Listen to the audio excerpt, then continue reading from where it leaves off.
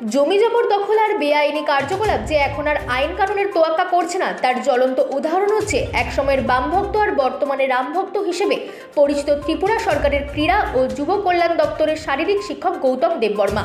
উল্লেখ্য, ডুকলি এলাকার বাসিন্দা রাজেশ দেবনাথ 2010 সালে 4.5 ঘন্টা জমির ওপর নির্মিত একটি বসত বাড়ি ক্রয় করেন। বাড়িটি ফাঁকা থাকায় রক্ষণাবেক্ষণ ও দেখভালের জন্য গৌরী দেববর্মা গৌতম দেববর্মাদের কেয়ারটেকার হিসেবে থাকতে দেওয়া হয়েছিল। কিন্তু কিছুদিন পর কেয়ারটেকারদের বাড়ি ছেড়ে দেওয়ার কথা বলা হলে তারা উক্ত বাড়ি ছাড়তে অস্বীকার করে এবং পরবর্তী সময় সম্পূর্ণ বাড়িটি দখল করার চেষ্টা চালায়। পরিস্থিতি বেগতিক দেখে রাজেশ দেবনাথ আদালতের দ্বারস্থ হলে মহামান্য আদালত গৌরী দেববর্মা ও গৌতম দেববর্মাকে বাড়িটি দখলমুক্ত করার স্পষ্ট নির্দেশ দেন। কিন্তু আদালতের আদেশকে কার্যত উপেক্ষা করে তারা রাতারাতি উক্ত স্থানে টিন ও বাঁশ দিয়ে আরও একাধিক অস্থায়ী ঘর নির্মাণ করে দেয়, যা আইনকে প্রকাশ্যে বৃদ্ধাঙ্গুলি দেখানো শামিল বলে অভিযোগ। স্থানীয়দের দাবি, অজানা কোনো শক্তির প্রভাবকে পাথেয় করে গৌতম দেববর্মা রাজ্যের মুখ্যমন্ত্রীর সরকারি আবাসনের পাশের সীমানায় একের পর এক অবৈধ কার্যকলাপ চালিয়ে যাচ্ছেন। আজও মহামান্য আদালতের নির্দেশ অনুযায়ী জমি জরিপ ও বেলিফ এবং এর উপস্থিতিতে রাজ্যের দেবনাথকে জমির সীমানা বুঝিয়ে দেওয়া হয় শুক্রবার। এই দিন সাংসদ মাধ্যমে মুখোমুখি জায়গায় মালিক জানান বাকি আরও কিছু জায়গা বেআইনিভাবে দখল করে আছে, তার জন্যও তারা আদালতের দ্বারস্থ হবেন। Bureau report, রাতদিন news network.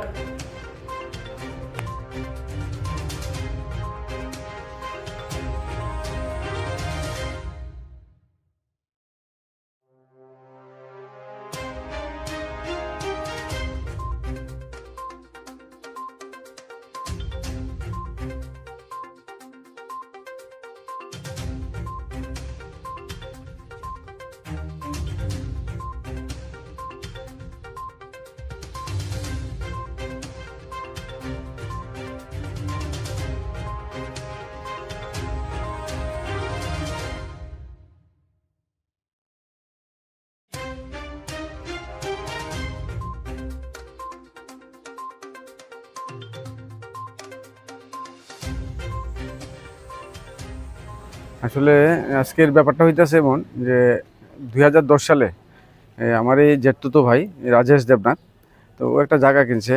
এই জায়গাটা কিনলো। এই জায়গাটা কেনার পর এখানে জায়গাটা খালি আসলো। তারপর এখানে সিকিউরিটির প্রশ্নে ওরারে একটা পরিবার গৌতম দেববর্মা, তার মার নাম গৌরী দেববর্মা, তারারে এখানে থাকতে দেওয়া হয়েছিল কেয়ারটেকার হিসাবে। তো কেয়ারটেকার হিসেবে থাকতেছে 2-1 মাস থাকার পর কিছুদিন পরে দেখলাম কি ওরা নিচে একটা কেস করে দিল, একটা কেস করলো ওরার নামে জায়গাটা দখল করার প্রশ্নে আর কি। 95 কেস সম্ভবত, এটা আইনত বিষয়টা আমি একটুটা পেতে পারতেছি না। 95 কেস করলো। তো তখন আমরা তৈরি করে যখন আমরা কানে আইলো, আমরা অ্যাকর্ডিংলি আমরা কোর্টে এপিয়ার হয়েছি। এপিয়ার হওয়ার পর তখন তারা এখানে যে সেরা এই কেসটা হারার পরে মানে তারা নিজেরা ভাড়াটিয়া হিসাবে কইছে। হ্যাঁ, অ্যাকচুয়ালি তারা কেয়ারটেকার। তো যাই হোক, ভাড়াটিয়ার তো কোনো রাইট নেই। অ্যাকর্ডিংলি ডিএম যেই অর্ডার দিছে যে ওনাদের কোনো রাইট নেই। তারপর আমরা নেক্সট কোর্টে যাই। তারা ভাড়া উঠার কথা কইছে, কিন্তু তারা উঠছে না। তারপর আমরা নেক্সট কোর্টে যাই। নেক্সট কোর্টেও বারবার 2-3বারই এখানে আমরা যে পাইছি, মানে আমরা তারা এখানে উঠে যাওয়ার লেগে কইছে কোর্ট, কিন্তু তারা প্রত্যেকবারই উঠে না। আজকেও 30 তারিখ এখানে উঠে যাওয়ার লেগা এটা হাইকোর্টের মানে কেসটে এগেস্টে তারা উঠে যাওয়ার কথা। বিলে পাইছে, সার্ভেয়ার এসে তাহলে মাপামাপি করছে, করার পর তারা উঠে যাওয়ার কথা। কিন্তু তারা দেখতেছে কি কালকে রাতে তড়িঘড়ি আমাদের যে সাইডের দখলটা ছিল এখানে তারা ভাঙিয়া এখানে ঢুকে সেটা তাদের জিনিসপত্র এদিকে নিয়ে নিছে। আমরা তারা যেখানে আসলো ওইটা নিয়ে কথা হয়েছিল, তো এটা আমরা এখানে খালি করে তারা উল্টা সাইডে এসে আবার দখল করে গেছে। তো এই যে অবৈধভাবে দখল করা এবং যে একটা কন্টিনিউয়াসলি আজকে প্রায় 10 থেকে 12 বছরের অবৈধভাবে থাকা, এটা তো একটা বিশাল ব্যাপার। তো আশা করতেছি আমরা আইনের প্রতি শ্রদ্ধা আছে নিশ্চয়ই। আজকেও আইন সুন্দর জাজমেন্টে দিয়েছে কোর্ট। আগামী দিনও আমরা আবার এটা নিয়ে হয়তো বা আমরা তো মানে জোরাজুরি বা জবরদখলের কোনো বিষয়বস্তু নাই। হ্যাঁ, আমরা আইসি ওয়াস পার মানে আমাদের পক্ষে আছে। তো আমরা আশা করি আগামী দিন কোর্ট, মহামান্য কোর্ট আদালত আমাদের পক্ষেই সে রায়টা দিব। আমরা যে জায়গাটা মানে ওরা প্রথম যে জায়গাটা দখল করে আসছিল সেই জায়গাটা আজকে কোর্টের অর্ডার অনুসারে এটা আমরা পাইছি।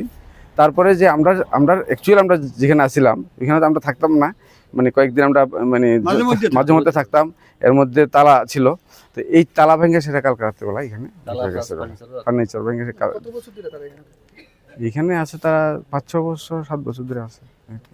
এই জায়গাটা কোন জায়গা আছে? এটা হচ্ছে এটা মন্ত্রীবাড়ি রোড কৃষ্ণনগর মন্ত্রীবাড়ি রোড। এখন তারা কি চাইতেছে? তারা তো এটা জবরদখল চাইতেছে, জবরদখল করে থাকতে তাদের কাছে কোনো ধরনের রেকর্ড নাই, কোনো there is valid document valid no any valid documents তাদের কাছে এই আর কি। তো আমাদের কাছে valid documents valid document already কোর্টে প্রডিউস করা হয়েছে, আমাদের কাছে আছে, পারচেজ যদি আপনারা ডিড, পট্টা সবকিছু আছে, এভরিথিং আমরা সবকিছু আছে আর কি।